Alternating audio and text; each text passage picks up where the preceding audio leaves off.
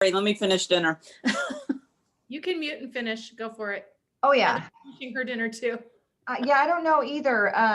Is Maurice coming on? Okay. Yes, he's coming on. I'm sorry. My fiance just brought me some Pacific cod that he cooked up, and it's so good. Nice. No apologies needed. Yes, he's coming on. We just were talking about 20 minutes ago, so Okay. we are going to be right on time. Perfect. Perfect. Hey, Oh, that's a little nut bag. That's Grace Pearl. She wanted to give me a hug. I Oh. have you also. What a sweetie. My youngest name is Grace. Really? How cute. I love the name. It's kind of like biblical for us, but Yeah, it was No. for her too. She's 20. Yeah. She's not a baby anymore, but we still call her aw, I've she's been told still to your not baby. call my Aw. baby. Don't call me that. I'm like, okay, whatever. Weird grown woman, Grace. Oh, Maurice is calling. He might have an issue with the link. Okay. How's Grace doing, Lise? I haven't talked to her. She was homesick a couple days ago. She even FaceTimed her grandma. So she's really homesick. Your mom? Oh. But I haven't talked to her. I need to talk to her. I'm probably going to call her tomorrow. It's just been so busy the last couple days. So Yeah. Is she in town in this area? she's in Redding, California at a ministry school, and they've had so much COVID that they had to the first 2 weeks of school, her roommate got COVID. They were all asymptomatic, but they had to quarantine the first 2 weeks of school. She was just ready to go back to school the third week of school, and they went to full online campus for the last week and a half. It'll probably be a full month before she's actually, hopefully, Yeah. able to go. But she's like, why am I down here spending all this money to do online school? Yeah. That was the risk we talked Yeah. about before she left. Yeah. Oh But my. especially the whole atmosphere there, it's got to be so different It's not the same. not being around everyone. Yeah, no. It's more, it's, so that's what she's doing. Hanging out in her cute cottage with her roommates, watching classes online. So Wow. I know, it's a bummer. Well, if they can get through this, they can get through anything, right? I agree. Yeah. I am not sure what's happening, but Maurice couldn't go on and Kelly can't go on. So I forwarded them mine. I'm going to forward Kelly mine. I'm wondering if anybody else's isn't working. Let me. Mine required me to have a password, which I don't have a password, which was weird. Lisa, did you have to have a password? No. Did you do the link? Did you do the link that I sent you yesterday? Me, yes. That's weird. They're always should be the same.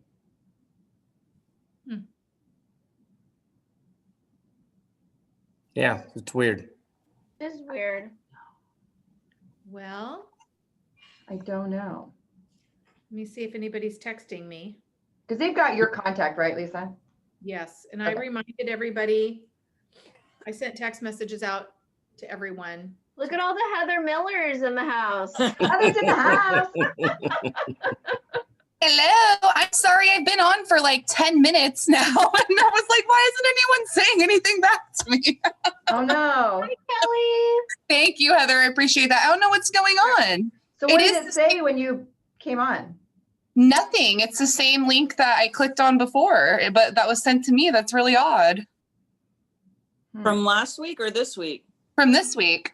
I was in this meeting, but you guys couldn't see or hear me, and it wasn't giving me an option to unmute or anything. Strange. Yeah. Angela, did you have any problem as you just took a bite? Sorry, honey. No.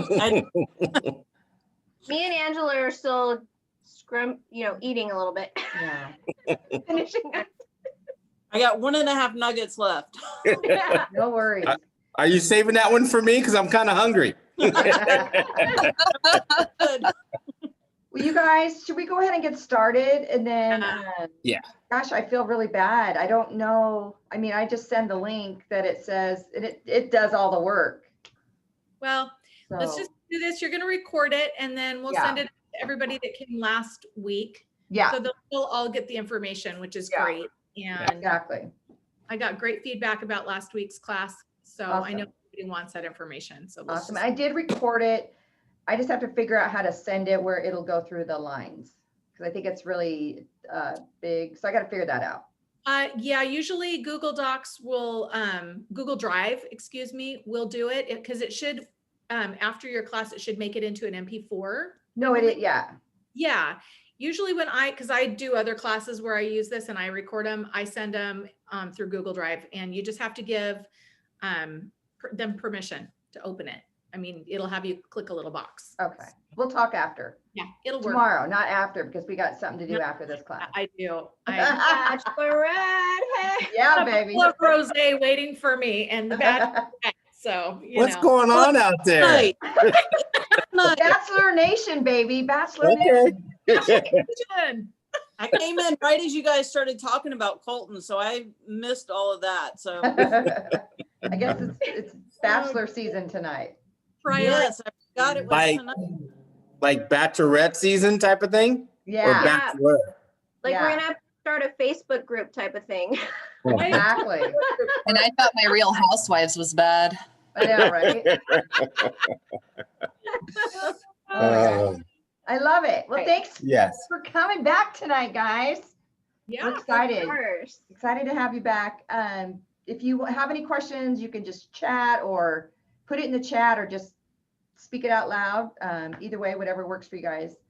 I'm just going to kind of dive in, if that's okay, just so we can kind of get things moving and get you all out of here. Yep. Hopefully all the information that we went through last week, y'all digested okay, came out all right. It was a lot. It so was a we understand. lot. Yes. It was a lot, it was. Well, now that we know we're ready to buy, so now what do we do, right? And I just want to thank again our host for this evening. Thank you, Lisa. Thank you, Marie. Thank you, Heather. We really appreciate you putting this together and bringing it to your future buyers. So today we're going to talk about loan programs, a little bit about the process. When do we have to send stuff out to you? What are some of the tools that you can use for shopping? And how to make an offer, get it accepted. Now, what do you do? And then steps to closing and getting the thing that we're all after, which is the keys. So we're going to talk about that too. So I'm going to sort of do the first half. Maurice, jump in whenever you want. Perfect. Lisa, you as well. But I will try to dedicate the second half hour so that you, Lisa, have your time to do your realtor role. Okay. So you guys, we got a lot of loan programs, tons of loan programs. We break it down into 3 categories, as you can see here. You guys can see my screen okay, right? Yep. Yeah. So we've got conventional, which is your Fannie Mae, Freddie Mac. You've probably heard that terminology before. Fixed rate, they have adjustable rate. We can do adjustables with a 5, 7, 10-year adjustable. We don't see a lot of adjustables right now. People are really sticking with the 30-year fixed and or a 15-year fixed. Really, most first-time home buyers, why would you want that payment of a 15-year? We can teach you how to pay it off in 15, but don't be stuck with that 15-year payment, because that almost doubles it, because you figure you're paying 30 versus, or amortizing over 15 years versus over 30. The other program is government. So we've got, that is backed by Ginnie Mae. We've got USDA, VA, FHA, different bond programs. We've got reverse mortgage, that sort of stuff. And then we also have an other category. So that's your jumbo. So anything that is not conforming, or FHA, or government, I should say, kind of, and if it's over the loan limit, which right now it's 510, 400 for the loan limit for conforming. So anything above that would be considered jumbo. And right now, Maurice, correct me if I'm wrong, but I think jumbo pricing is a little bit higher than a regular. It is. It is. Whereas last year, jumbo pricing was actually better than conforming, which was really interesting. It was crazy.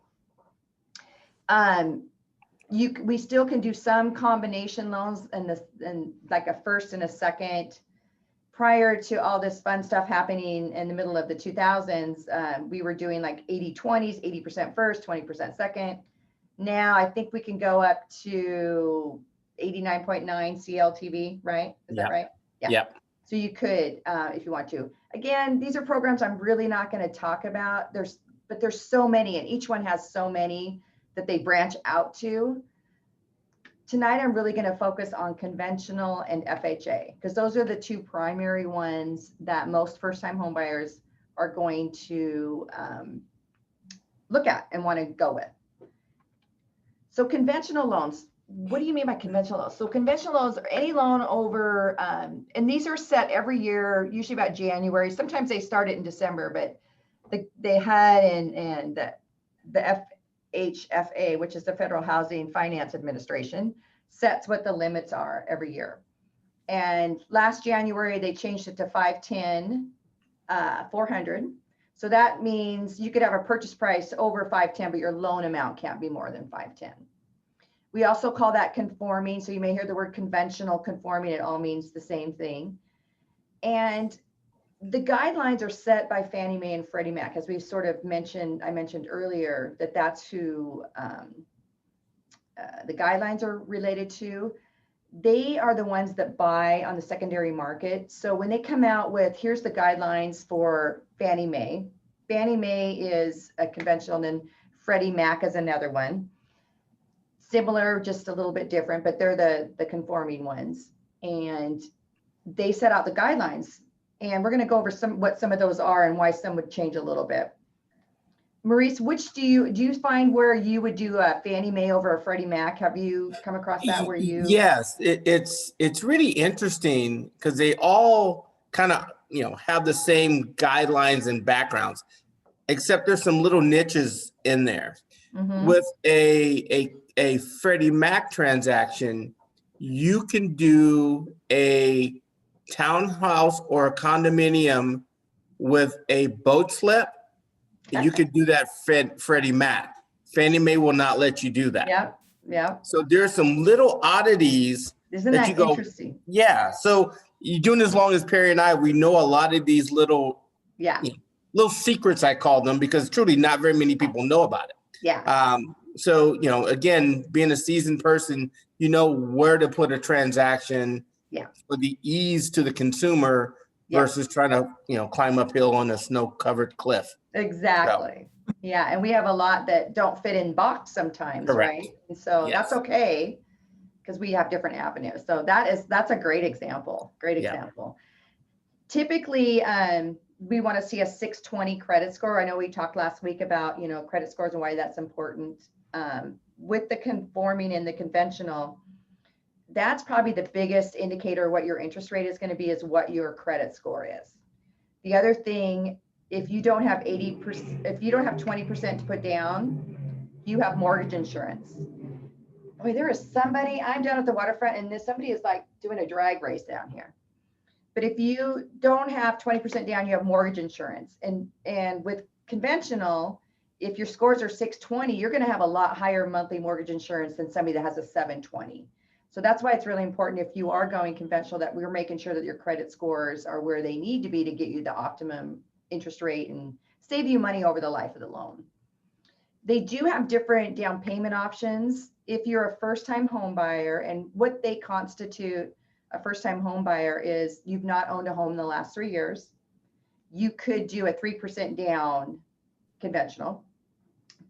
If you're not a first-time home buyer, then it's 5% down is the minimum. So you'll have mortgage insurance at 5%, 10%, and 15%. And then they have different calculations. Again, it's all risk layered. So rates are dependent on the risk, and pricing is dependent on the risk, and your mortgage insurance as well. So they're going to look at, if you have 5% down and a 620 score, your mortgage insurance calculation might be 1.1. Whereas if you have a 720 credit score with 5% down, you could possibly have, or even like a 780 credit, so you might have like 0.59. So I've seen it all over the board, different ones. So again, when you're working with Maurice and Heather, they're going to really kind of go over that with you to see, here's the different options, so you can kind of see how that plays out. Do you have any questions on that? Kind of like a little bit of information, or good? So one of the 3% down, and Fannie and Freddie both have this. One's Home Ready is Fannie Mae, Home Possible is Freddie Mac. And they have Home Ready is a great program because it lets you go in with 3% down. It's very flexible on their pricing and their guidelines. This kind of covers up a bunch of words, and you don't necessarily need to remember all these words, but the main thing is you could do a 3% down, and you'll be capped at the add-ons because Home Ready, it's Fannie's way of opening homeownership for people low to moderate income that may have lower scores and or less down payment. So they want to make things available. The thing with conventional, you can have that mortgage insurance removed once you can prove to the lender. So even if you have 3% down, 5, 10, 15, over time, and typically I think the rule is you have to make 12 or 24 months of on-time payments. And then if the market is such, you can petition to have that mortgage insurance removed. And they may ask for an appraisal. They may ask for a broker's price opinion, which is something that your realtor, that Lisa could do for somebody. But there's a way for you to get that removed later on if your loan balance is equal to 78% of the values in your area. Does that make sense? Mm-hmm. Okay, because that's important to know that you don't have to have that addition to your payment forever and ever and ever. The other thing is they're a little bit more lenient with where your gift money is coming from on Home Ready. So again, you can get gifts, you can get grants, community seconds, you can get employer grants. We kind of talked a little bit about last week, different ways to come up with down payment money. This also supports manufactured housing. So if anybody wanted to do that. I think one of the coolest things about Home Ready is that they will allow you, have you guys heard of the term ADU, which is an accessory dwelling unit? We're seeing a lot of those in the Portland market. So sometimes they call it mother-in-law quarters. It's just like another separate part of the property. It could be a converted garage. It could be just a separate little unit, but it's still tied to the property, but it's just an extra living area. And they call that an ADU. And Home Ready is one of the only ones that allows you to get income off of that to help you qualify for the loan, which could be a big deal if you need help in qualifying. Plus, a lot of people were seeing family formation in different shapes and forms. So we may literally have a mother-in-law that needs to go in that mother-in-law quarter, right? Or a child that instead of living in the basement, they're going to live in that accessory dwelling unit. So, there's all different ways to do that, to have that, but not every program will allow that. So again, each one is just so detailed that it's, as you're talking and as you're looking at properties, Maurice and Heather will help you with that and figuring out, hey, is this something that we could do for this program or not, right?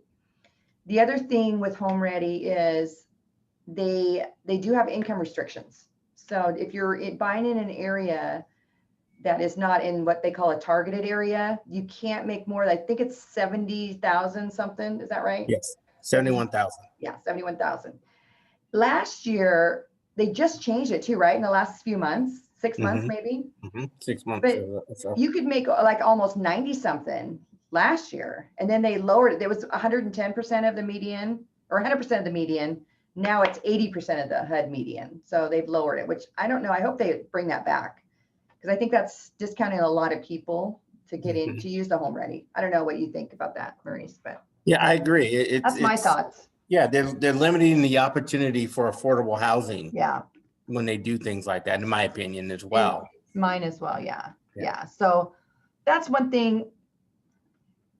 But even if you were to make more than 71,000 a year, if somebody finds a home, I always, and I know Maurice does too, is we double check to make sure, because there's a site we can go to, you can put in the address, because there are targeted areas, even in areas that you think would not be targeted, they are. So it never hurts to look to make sure. So. And any questions on conventional, you guys? Nothing? Kind of straightforward. The other is we have government loans. So your Ginnie Mae. USDA, that one you have to buy in outlying areas. The rule was it can't be more than 20,000 population, although we've seen that exceed different ones. FHA is the one I'm really going to focus on today. And then you have VA. I don't think we had any veterans, so I didn't really go too much into that. But again, these are programs that are offered through HUD, but they're guaranteed via the insurance and stuff like that. So they don't really loan the money. They just set the guidelines. As I mentioned with conventional, Fannie, Freddie set the guidelines. HUD sets the guidelines too. So on government loans, the loan limits are set every year, and they come about the same time. They talk about it in December, and then it's effective January of what those are.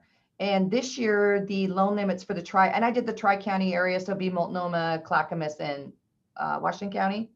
It's 491,050 is the maximum loan limit for FHA. That's for a 1-unit property. Because remember I said conventional is 510, it's a little bit higher. Sometimes that happens just because of how HUD does their algorithms. But the cool thing with FHA is you could buy a 2-unit. So a 2-unit in our Tri-County area is $628,600. I don't even know if that's good for a duplex. I would think there's some out there for that price. Maurice, is that right? I would think so, yes. Yeah. So the cool thing about FHA is you could, as long as you're living in one of the units, you could rent out that other unit and sort of start your little real estate empire of rental properties. It's something to think about, because you could still come in with their minimum, which is 3.5% down, live in one of the units, at least for a year, so it's owner occupied, and then you could either keep it as a rental or whatever the case may be. But I think that's something people forget, that it's a great strategy to build some real estate portfolio, right? You can also do a 3-unit or 4-unit. If you do those, sometimes you have to put a little bit more down, and they do look at what the cash flow is. The 1 to 2 units, they're not as much looking at that. Minimum down, 3.5% of the purchase price. Now, FHA is a little different. They have an upfront mortgage insurance and also a monthly mortgage insurance. The mortgage insurance, if you don't put 10% down, is for life on FHA. So that's one thing that we really have to make sure people know. It looks enticing at some points, but if you don't have 10% down, if you have 10% down, it goes away after 11 years. But if you don't, then just know that that's for life. I've had people not do FHA, even though the rate was better, just because they didn't want to have to go through and have to refinance out of that. I wish they would get rid of that. It sounds like they're not, because they're making money hand over fist. Yes. It's sad. Very profitable. FHA is very profitable profitable for the government. Very profitable. So gifts can be permitted. They do look to make sure there's a relationship with FHA. Interestingly enough, we had an underwriter that somebody was doing a gift, and they said it was a family friend. And the underwriter actually went on Facebook to see, and they saw that like the last 5 years they'd been together, and it was somebody that was a family friend kind of thing, and they allowed it. But they really want to see that there's a relationship. It's not just somebody that you found down the street. And I want to find that person down the street that wants to give me money for my house. Wants to be my friend. Yes, yeah, be my I want friend. to be that friend. No. Perry, if I could add to that, Yeah. and the reason the underwriter wants to make sure there's a close relationship, because the guidelines state it needs to be a family member. Mm-hmm. And if you have a close family friend, is that truly a relative of some sort? Yeah. So based on that, our underwriters are very, very good people, common sense people. And sometimes you look at it going, that person's been in that family forever and a day. What makes them not a relative other than they're not blood related? So our underwriters make good common sense decisions, which is a blessing. Absolutely. I know. I love that. FHA, they're going to be a little bit more lenient too with credit stuff. We actually, prior to COVID, we could go down to 580. Now, I don't know. Can we go down to 580? No, 620. Yeah, that's what I didn't think so. Mm-hmm. But we were able to prior. I think it will come back. We do have a lender that we work with that if somebody doesn't have credit scores, like they're brand new, It's not that they have bad scores or bad credit, but they have no credit. We can build it, and we have a lender that will let us do the financing on an FHA loan. So it's kind of nice that we can get rent, utilities, and actually build a credit report for somebody. And then they'll allow us to do that, because that's something that's just come out in the last couple months, because we've not had that avenue. So it's kind of nice to have. But I know y'all have really good credit. We talked about it. They might be a little bit stricter on the appraisal, and really it's just for health and safety issues, especially with first-time home buyers. I'm like, wouldn't you want another set of eyes and be a little bit more picky about that property? Because there might be things you overlook, right? It's your first home. You don't really know to watch for everything. So you'll always, have that home inspection, but the appraiser is going to really go in and talk about value, but look at if there's any cracks on the window or any steps that are maybe could cause a safety issue. They're going to have those fixed and stuff. So that they might be a little bit more strict on that. So why would you do one over the other? Well, what I'm going to do is I'm going to stop sharing this really quick, and then I'm going to share something else. But I have to get this out of here, because sometimes you just don't know, why would you pick one over the other, right? And when you're meeting with people, I think it's important to, and I know Maurice has done this too, is show them the options, right? It's like, we know, we've been in the business long enough.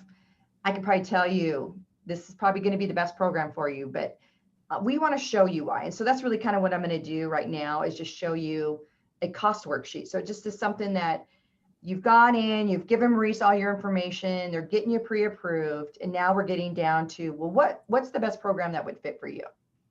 So I'm going to share one more time. And can you, let me get that out of here. Can you see the cost worksheet? Yep. Okay. So the first one, this is a 30-year fixed FHA. I did a purchase price of $425. The interest rate is 2.625. Isn't that awesome? Harry, is there a way we could make it bigger somehow? Let's see. I can't see it with my blind eye. How's that? Yes, that's better. Perfect. Thank So you. here's our loan amounts, 417, 302, interest rate of 2.65. Here's your monthly payment. This includes the insurance, property taxes, and mortgage insurance. Now, what I'm going to do on this one is I'm really going to go deep into what all these fees are, because remember I said at the class last week that, okay, you've got down payment, but you also have closing costs and prepaids. Well, that's kind of what this is going to show us what that is. So you've got your lender junk fees. We call it processing, underwriting, that sort of stuff. There'll be a credit report. They'll do a flood certification, EDOC. They're going to bring a title. We have title fees here. Escrow's $950, lender $575, recording $300. Now, I did this one for Washington County. I wasn't sure where everybody was going to buy, but Washington County does have what's called a transfer tax. So I wanted to make sure and bring that up. Not every county does. If you go to Clackamas, you won't see this transfer tax of $212. It's split. It's Dollar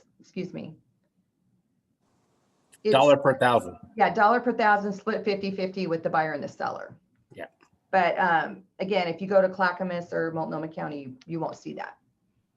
And then property taxes, homeowners insurance has to be paid for a year. Property taxes are prorated as we go throughout the year. They're prorated based on the month that you're closing. So that really represents closing costs. So if you look over here, you got estimated closing cost of $3,703. Discount points. This was just a small percentage to get that rate of 2.625. We've seen this all over the board, and you'll see through some different examples how that does change, even though the loan amounts are the same. But if you look over here, remember up here I said the loan amount was 417, right? Mm-hmm. Well, if you go 3.5% down from 425, it should be 410. Perry, what are you doing? You're smoking mirrors over here. What's going on? Well, FHA has, remember, that upfront mortgage insurance, and that is the $7,000. It's 1.75, and that gets financed into the loan. So that's why now your loan that should have been 3.5% down was 410 is now 417,302. Does that make sense? Mm-hmm. Okay. Because sometimes it's confusing when you're like, wait a minute, where's that go? But having the upfront, it's giving people a better interest rate up front and the lower monthly mortgage insurance. Now, with this, your minimum requirement is 3.5% down, which is, I think, 14,875. But we are going to ask the seller to pay 9,538, and that covers all your closing costs and all your prepaid. So closing costs, that's money that you're spending for the lender, for title, for escrow. You'll never see that money again.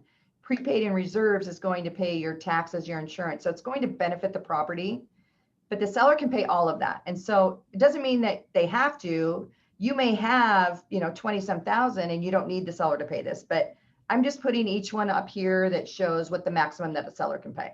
Okay. And actually Lisa would help negotiate any of that anyway too. So with FHA, pretty decent rate, right? Here's your payment. Here's your cash to close. Well, now if we go down to the next one, and this is a 3% down, home ready, okay?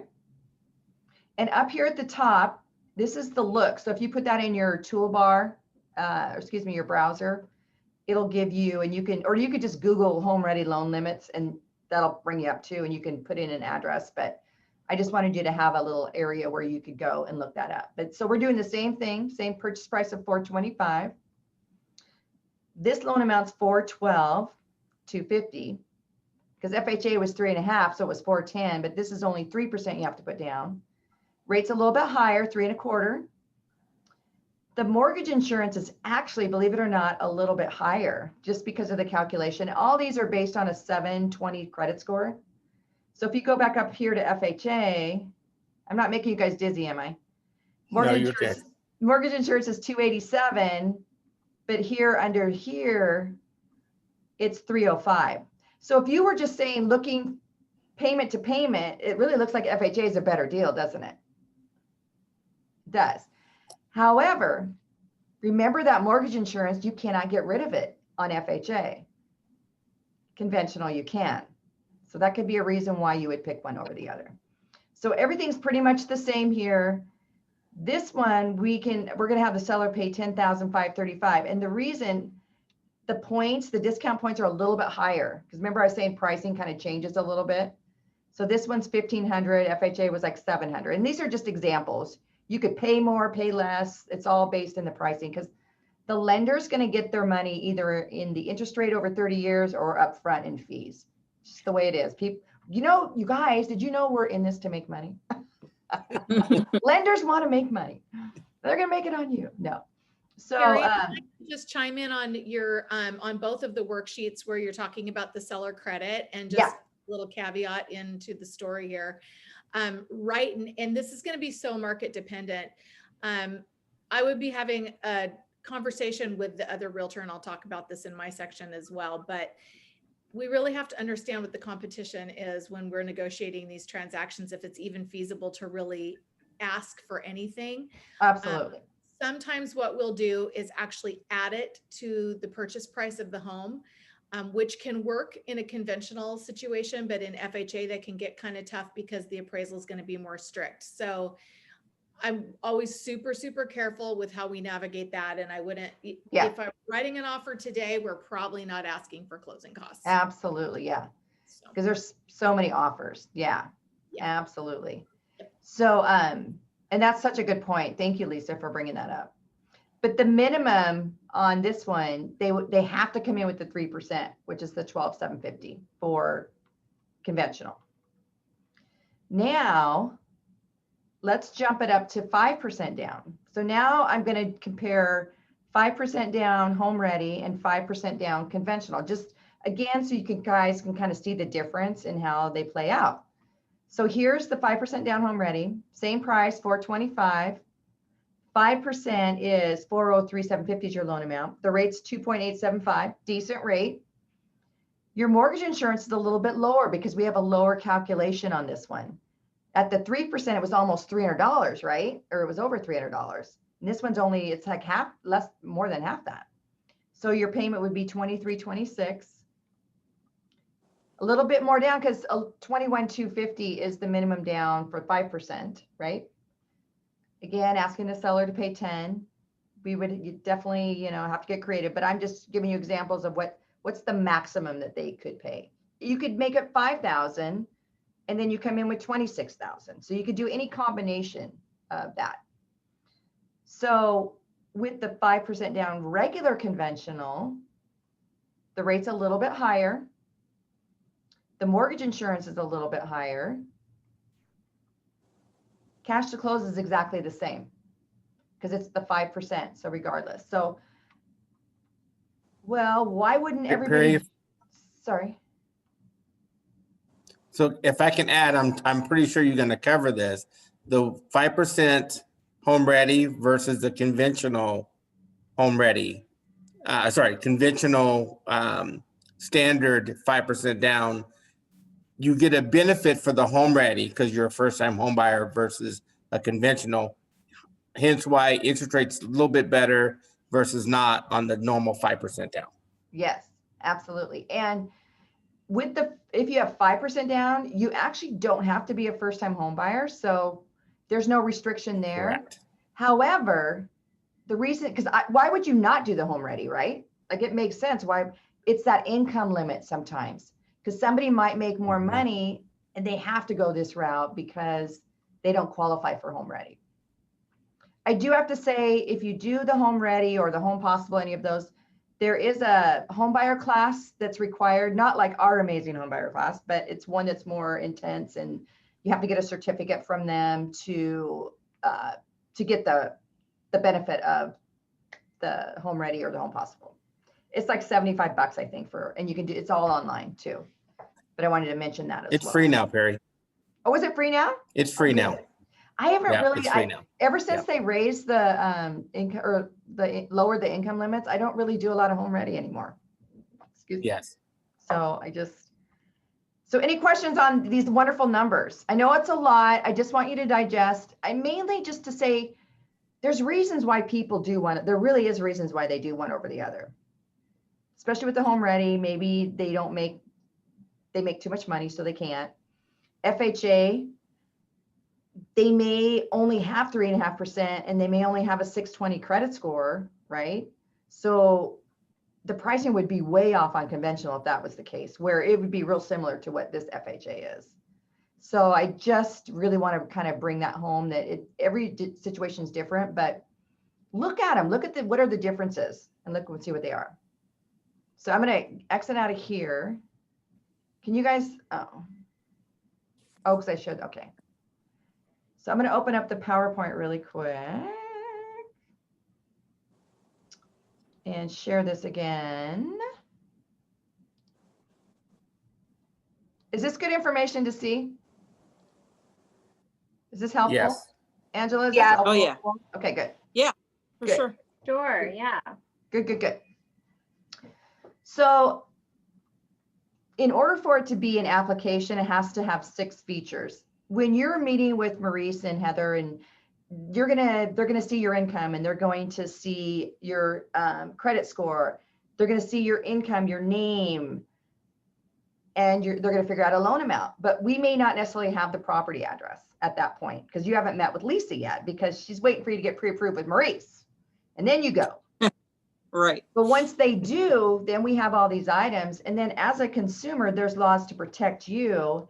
And that is the loan estimate and the intent to proceed. So once we have an actual property in mind that you made an offer on, we have within 3 days of us being notified of that to get out to you your loan estimate. And your loan estimate is a different looking form than the cost worksheets, but it's the same numbers, just put in different boxes. And they just came up with that the last 3 years, I believe, 4 years, that they changed that. It used to be a good faith estimate. Now it's a loan estimate. So you'll get to see all the numbers up front. And that's really where the clock starts ticking. And then you have to say you want to do it and proceed. Well, so you've done the pre-qualification with Maurice. Now you've made your offer, you've got your application. We're going to send out that loan estimate. So kind of like while you're doing all the stuff that Lisa's going to be talking about in a minute, you know, your inspections and doing all that, we're doing processing behind the scenes. We've got underwriting, we've got this. And as we mentioned last week with our buyer guarantee, you're going to be pre-approved. So you're going to be protected so that if anything happens due to financing, just know that you're going to be protected with Maurice and Director's Mortgage from that point. And I'm going to go ahead, and we can talk after, but I'm going to go ahead and switch it over because I don't want to go too much into this because you got to get to the home and get to that part first. So any questions before I hand it over to Lisa? Good. I know it's a lot of information. Okay. But good information. Good information. So Miss Lisa. And these are the handouts that were sent, right? Yeah. These are the handouts. Okay. Yeah. Yeah. So you have those. And then, I don't know, Lisa, do you want to take it away, my friend? I'm ready. Okay. And if just let me know when you want me to flip the slide for you. I don't know if you can too, but. I'll tell you when. I'll just Okay. say, "Hi." Okay.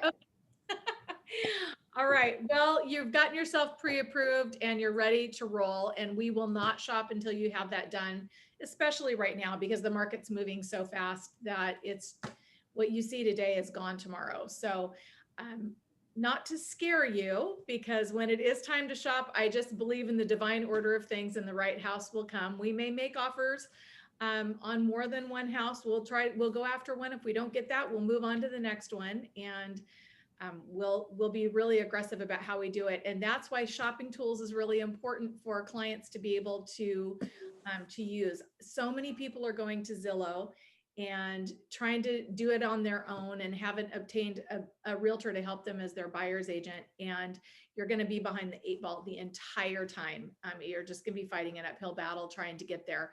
So what I do with my clients is I have a multi-prong approach to shopping. And the first thing is, I'm going to meet with you. We're going to sit down. We're going to get your wish list, and I'm going to get you set up in RMLS prospecting right from the brain of the operation.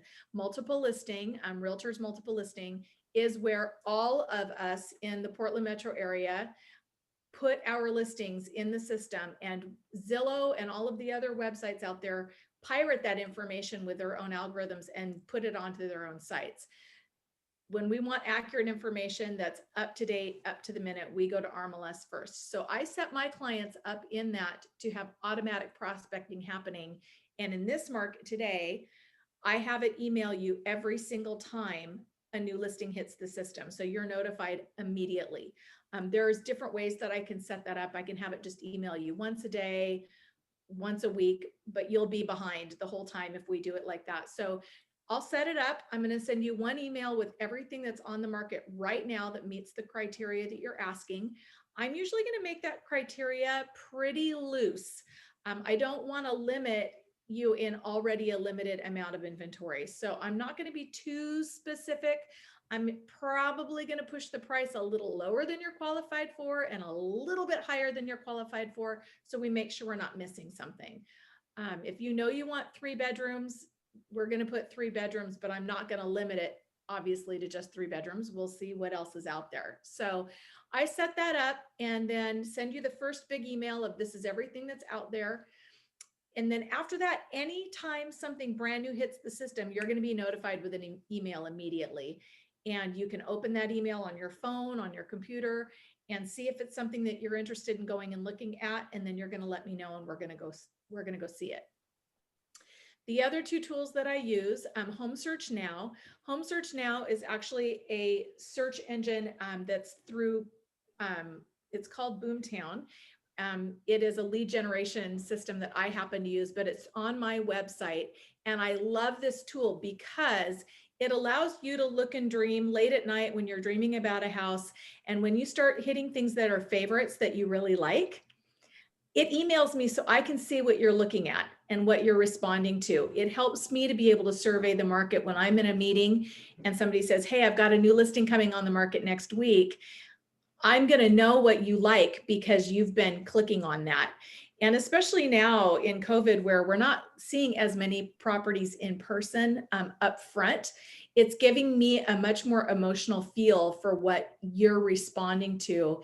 And a lot of times we'll end up adjusting your RMLS criteria because what you're actually liking is different than what you told me because you've been looking. So I have all my clients go to my website and do searching there so that I can capture that information. The third tool that I like is called HomeSnap, and this is an RMLS based app that you can use on your phone. And it's a really great way to just hit me a quick text and say, hey, here's the address of one that I saw on one of the reports. And in my hand, all the showing instructions, everything that I need about that house, I can get in an instant. So I don't have to get back to my laptop. It's just super, super easy. And it just gives us a lot of different ways to be able to survey the market accurately and rather than just one little tunnel view. So those are the tools. I don't discourage you from using Zillow, but I would just say you might get discouraged using it, especially when there's estimating and saying what they think houses are worth. And a lot of the information, I know my listings have shown up on there and there've been inaccurate information regarding room count and all kinds of things. So I would just say, let's use the tools that we know work, that are proven, and are the tools that I'm going to be using with you anyway. And you can start using these honestly anytime you're ready. You just say, let's get together, let's have coffee, and I'll get it all set up, and we'll get you shopping online. And then as soon as you have your pre-approval, we get to go shop in person. Okay. Let's look at the next one. All right. Making an offer. So you don't have to have a piece of paper that says you're pre-approved. As long as Maurice says you're in his good graces, I'm happy. You are going to end up getting an actual physical letter from him, and he'll just email me the letter. Him or Heather will get that to me right away, and we submit that with your offer. But what we're going to do and how we're going to get to the point of how are we going to get you keys to a house someday is that we're going to use the tools to shop, and you're going to identify the home that you like and that you want to buy. I am a very opinionated person. I'm going to tell you if I think something is a terrible idea for you, but I'm not going to live there. It's not my money I'm going to spend. I'm going to be super candid with you about potential problems that I see. When I'm helping you shop, I'm thinking about, okay, when you're ready to buy your next house and we list this home, what will the major objection be? Because every house has one. And I don't want you to be going, okay, Lisa, why didn't you tell me that 5 years ago when we bought this place? So we're going to talk about all of those things, but it's your decision. You're going to decide which home you want, and I'm going to help you get there. We're going to evaluate the market together for the specific property that you're looking at. And we're going to decide, is this house worth it? Is it priced well? We've got a lot of data in our hands that we can really carefully evaluate what's happened over the last 3 to 6 months in this neighborhood to home values, other houses that are similar to this one with features and whatnot. Is this priced properly? Did they underprice it? That's actually common right now. We can stir up a great frenzy in the market when we softly price a home so we can get multiple offers that help push a price up. There is a strategy for that on the listing side of things, and we're going to really carefully look at that because it will help us to use some discernment about what kind of an offer do we write. It is not uncommon to write an offer well over the asking price if we know we're going to be competing. So we need to understand, will it appraise if we do that? Is your down payment going to be enough? We might be on the phone with Maurice before we write that offer to make sure that we're not getting out of bounds and setting you up for failure. We want to set you up for success. I will always talk to the other realtor to find out what does the seller need and the terms of their offer. There's a lot more to negotiate beyond just the price. Sometimes sellers still have to figure out where they're going to live. They may need some time to stay in the home. We might need to let them rent that house back from you once you own it. They may need a roof over their head for a bit, and there's limitations with your loan of how long that can happen. But we'll want to understand that when we're writing the offer so that we can really take them into consideration, those things into consideration for them. And understanding what the competition may look like with multiple offers is always an interesting trick. The other realtor will not be able to tell us what the offers are, but I'm pretty good at asking leading questions like, Do you have any all cash offers over the asking price? I like to know that before we come in with an offer. Sometimes I'll get an honest answer and says, yeah, we've got one that's way over the top. That's going to be tough to compete with, but we may still submit an offer. I have had offers accepted that weren't the highest offers. I've competed with all cash offers and on 100% financing for one of my first time buyers, and they got the deal. They had written a personal letter and the seller just fell in love with their story and decided they wanted to make that happen. So understanding a little bit more about the seller is going to help you to position yourself well in your offer and try to win the beauty contest is what I always say. Let's see, the next one. We all use the Oregon approved real estate forms. So you'll be getting those. What I do like to do with my clients is send you a copy of what the forms look like, just so you can have an opportunity to read them before we go through them, because it's about, I don't know, probably close to 20 pages now with all of the addendums and things that go with the basic offer. So I like you to have a chance to put your eyes on it, and then we go through that paragraph by paragraph so that you carefully understand the offer that you're making. And I will negotiate all the terms through the listing agent. You will not be communicating with the other party at all. That's my job. And I'll do that on your behalf so that we can come to a mutual agreement between the parties. And the other one is, what does it cost to work with the buyer's agent? And this is a common question. People think that they're going to pay me specifically. The seller pays the commission to the listing agent, and the listing agent will share a portion of their commission with us, and we get paid at closing. That's the only time we'll get paid, is when it's all finished, said and done. So I've had clients that I've shopped with for 2 years before they found the right one. And I'm a long game girl. That's what I do. And I'll stick with you as long as it takes to find the right property. And I'll get a nice payday when it's all over with, and they'll take care of that for me. So any questions about any of that? Okay, great. So that was a fire hose, but the Bachelorette's going to be on source. Priorities. I know everyone in this room, so we're okay. All right. So we're going to get your offer accepted. I declare that is going to happen. It always does. We're going to get this done. And then what happens? The first thing that happens is you call Heather and Maurice and you tell them we got an offer. We let them know right away. You're going to let them know because they're going to start turning up the heat. One of the things that my team will do is handle all of the communication with, as far as the documents and things that they're going to need with your purchase and sale agreement and receipt for earnest money and all that stuff. We will provide those things for you, so you're not having to run around and figure out what they need. They'll have other documents they'll need from you personally, but we'll get all of the transaction documents. And on my team, we do have a transaction coordinator that helps take care of all of those details. And she's really, really good at it. So she makes sure that we don't miss any details.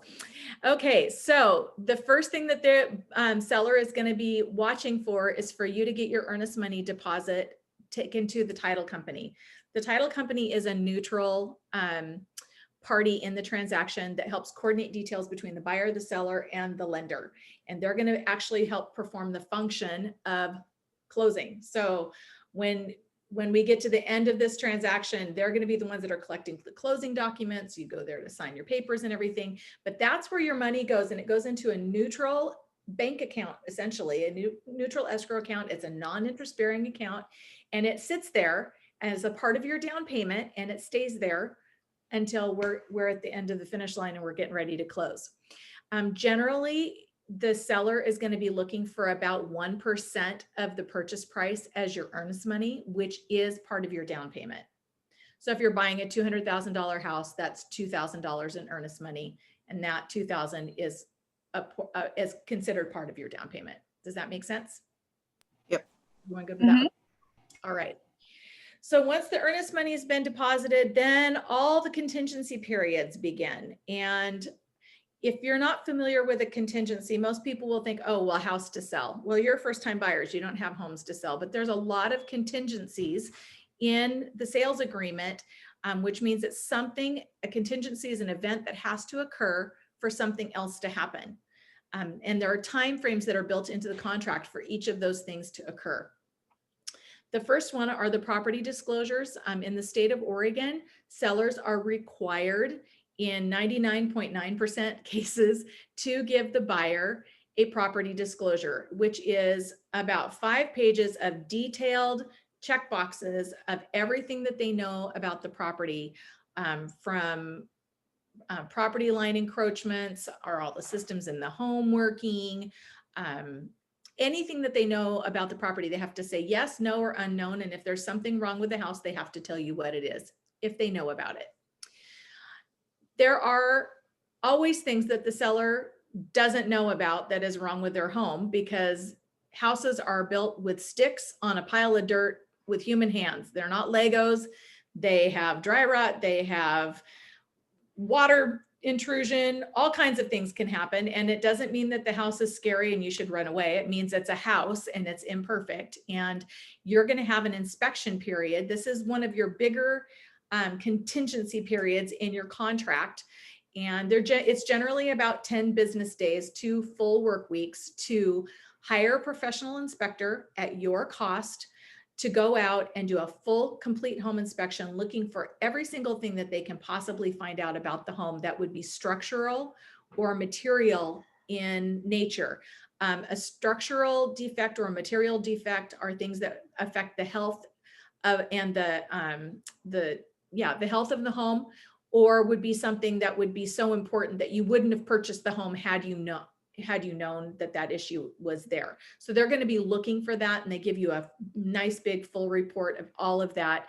There are additional inspections that we recommend. If you're buying a home, a typical home in a neighborhood, you're probably going to want to have the sewer line scoped, and you're probably going to want to have the house tested for radon. We'll talk about why and what all those things are when we're in your contract. We won't go into the details of that tonight, but those are other things at your expense. And in today's market, the average house that you guys would be looking at, you're probably going to spend close to $800 in inspections for all of those things, as well as the cost of your appraisal. So you're going to need to, and your earnest money. So you're going to need to have some cash set aside to cover those expenses. Okay. Any questions on that? Okay. So once the home inspection has been done, we're going to put a repair negotiation together. We're going to ask the seller to fix some things that are important. Sometimes there are things that are going to have to be fixed in order for your home to really be financeable, depending on what it is. Like the roof needs to be able to have at least a 3 to 5 year certification on it. Is that correct, Maurice? Yes. So we need to make sure that it's in good working order. The lender is not going to want you to buy a home that's going to need a significantly priced improvement in the first few years that you're living there. A roof can cost $10,000. They're not going to like that. So they want to make sure that things have got some time, left in their usability on the home. So we're going to negotiate those repairs with the seller. And once that 10 business days or whatever we've negotiated for your inspection period has passed, it's called a self-removing contingency, which means if we don't do anything, that time frame passes and we're moving forward in the transaction, you can no longer terminate that transaction based on inspection findings. So we'll react to that in a very prompt period of time. Once we feel really good about how the house appraised and we're through those the repair negotiation, you're going to be calling Heather and Maurice again and saying, get the appraisal ordered because we need to get to closing. We're 2 weeks into about a 30 to 40 day escrow period, and they've got a haul butt to get this done now. And you don't want to pay for the appraisal until we know that the house is checking out, because once the appraiser goes out, you're on the hook for the cost of the appraisal as well. And Maurice, what are those running these days? Oh, you're on mute. Thank you. They're about $750. Okay, thank you. You're welcome. All right, and then another big element as far as a contingency period if you're buying a home or a condo or a townhome that's in a homeowners association. That's another whole set of documents and things that need to be carefully reviewed and understood.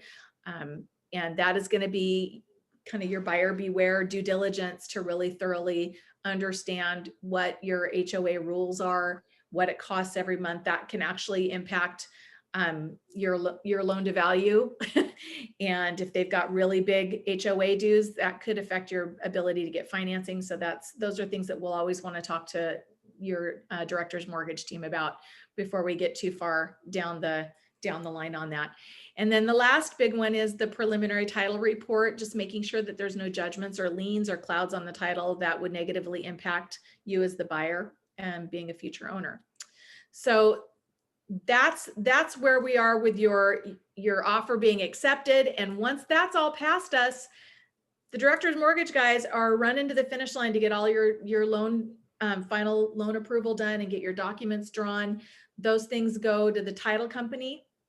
This little, thank you for putting that up, Perry. This little flow chart just shows you every single step of the way that gets you down to the finish line. And there's a lot of little boxes that we've got to go through, a lot of little hoops that have to be jumped through. And Lisa, I love your flow chart. thank you. I won't tell you where I got it from.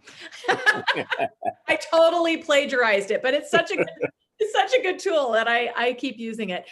But it does really help you understand each step of the way, kind of what's going on. And your team is between myself, the title company, and the lender. We're going to work really, really closely together to hold your hand and get you through each one of these steps. So you don't have to be an expert in any one of these steps, but we do want you to understand kind of the flow of how that works. And that's why you want a realtor, because somebody's got to help you walk through these things. People that try to navigate it on their own or work directly with the seller, I get the calls, I'm in this deal, it's a mess, I don't know what to do. And we just never recommend it.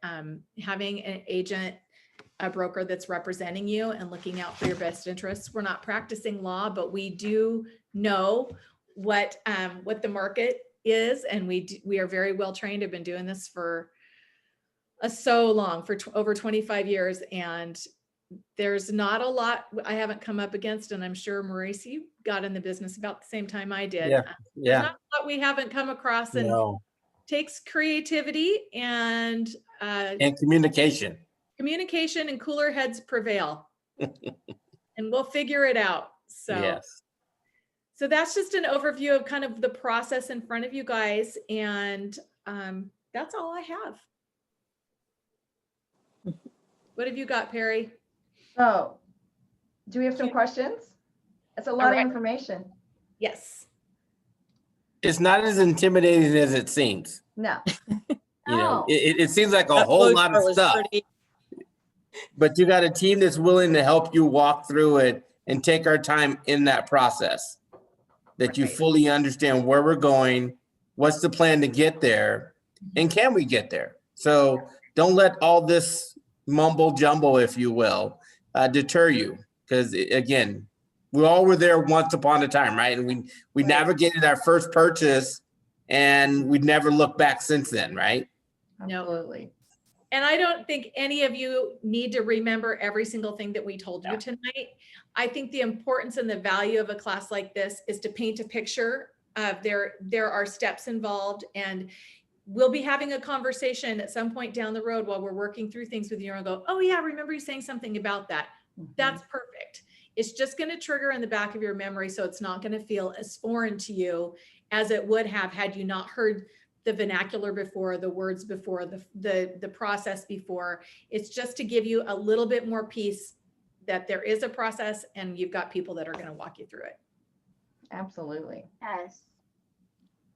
And the best thing is you have an amazing team that has your back too. Yes. Because- Teamwork makes the dream work is what we Yes. have on our team.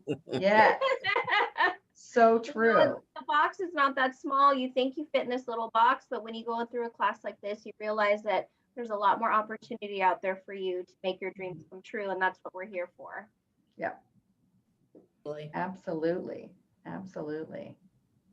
I appreciate you guys. I appreciate the director's mortgage team for walking us through this. And our students that were so faithful to come a second time. And I know. for everyone that's going to watch this on the recorded version, we missed you tonight, but you know where we are. So Yes. here to help That's you. right. That's right. I Perfect. will make sure and send the recordings out too, and make sure that all your contact information is on that email as well, Thank so you. that they have that in case they don't have it in front of them. So they have that. So thank you Perfect. guys. Thanks for Thank you, being everybody, here. so much. Thank you guys. That was Thank great. you all. Thank you. I just like I 1 said, hour. no, woohoo! Bachelorette time. Bachelor, That's Enjoy right. the evening, ladies. Pop the cork, baby. Pop the cork. Yeah, thank you. I wish you guys the best of luck. Owning a Yes. home is awesome, and I know you're just going to enjoy it. Just remember to breathe through the process, and it'll be fine. Yes. It'll be great, and it'll be awesome when you get to the finish line. So just thank So you for fun to go shopping. You guys are going to love it. yeah. You have the Yes. best job. You get to go shopping. I love it. You all get For a that house. cheap lap in your Our house. whole house. Right. See if that'll fit in a shopping bag. Need a really big shopping bag for that, Perry. That's right. I love it. All Well, right. thank you guys. Thanks, everyone. I'm going to go Thank ahead you, and end guys. this. Okay? Thank you. Best of Thank luck. you. Thank you. Bye.